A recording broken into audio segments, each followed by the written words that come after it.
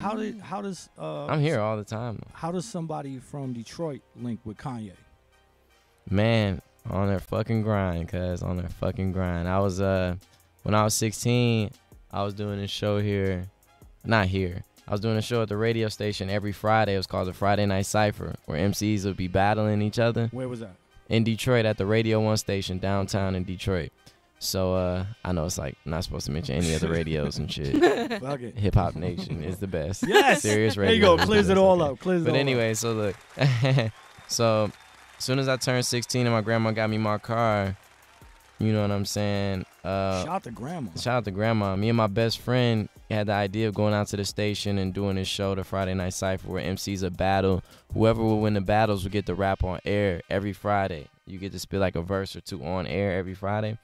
So we was doing that shit, and we did it for like a year straight. Like we was winning consecutively. We became like regulars on the show, and that's how I got a good relationship with the radio station. So my junior year going to senior year in high school, I was cashing my $120 check at the bank on a Saturday morning. I was a telemarketer.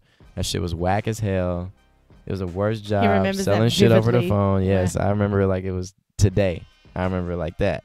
And I was at the bank cashing my check, and my homie who's sitting right next to me, said, "Hey, Tone," called me and was like, "Yo, you listening to the radio?"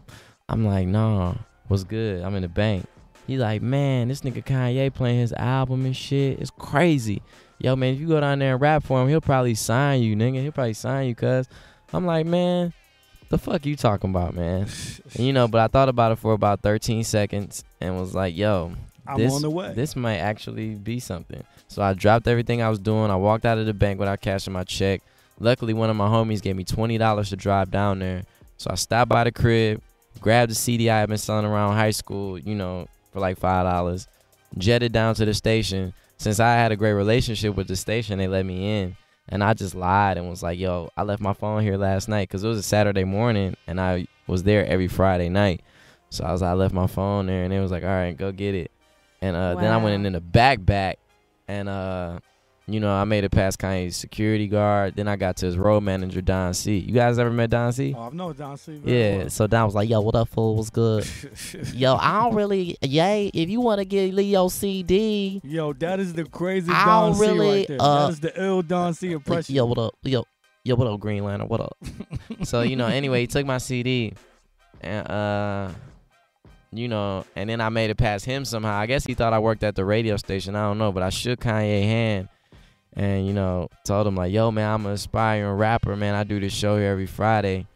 And he was like, all right, man, keep it up. Good shit. And then he started walking away, and my homie was like, man, what the fuck you doing? You got to rap for him. Wow. So I stopped him again, and right before his bodyguard slammed me, I was like, yo, can I rap for you? And he was like, yo, all right, man, I don't really got time. I'm not really trying to hear it.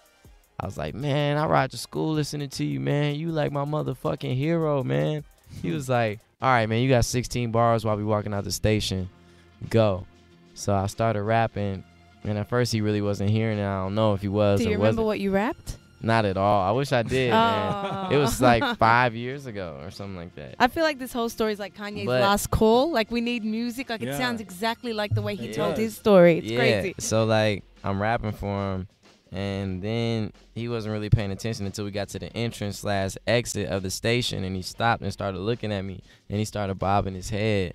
And then I could tell he was feeling it because he was like, oh, shit, or like, oh, he was like ad-libbing it. So I was so nervous, I was just rapping at the ground for like 10 minutes straight. And, everybody who worked at the station crowded around. Everybody was clapping. It was like my moment and shit, right?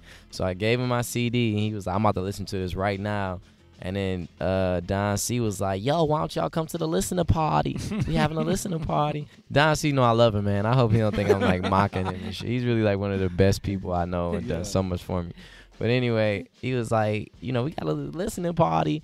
We gonna put y'all on the list, and we'll see you there. It was a private listening party, right? And it was like it's at a private location. So I'm like, all right, cool. I was so hype and shit. And they left without giving me a contact number, and they left without telling me where it was at. I was like, shit, a secret location? They didn't even say where it was at, right?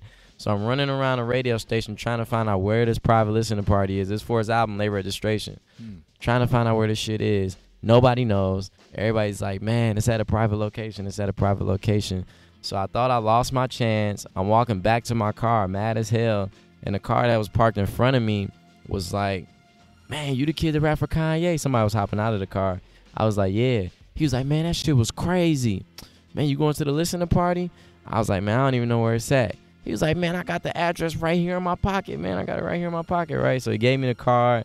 I had just enough time to get to the party. And sure enough, my name was on the list, man. Kanye kept his word. And the story goes on and on and on, but that's just how they initiated, man. But even after that, it took years to get signed to him, man. Like, I gave up everything. I graduated high school like a 3.7. I was on my way to go to Michigan State. I was ready to have sex. I was ready to live on my own. I was ready to fuck hoes. You know what I'm saying? Young, you know what I'm saying? College, ready to get high. You know? Yeah. You was probably already getting high. But, but the thing is, why is that applause? Because it's DJ Greenland. But the thing is, I gave up all that shit, man, just for the idea of being signed to him, you know, just sending music back and forth to him for a few years, and it finally fell through, man, and he wanted to sign. And it was a crazy moment, man, crazy experience. 87760 Hip Hop Invasion on Hip Hop Nation.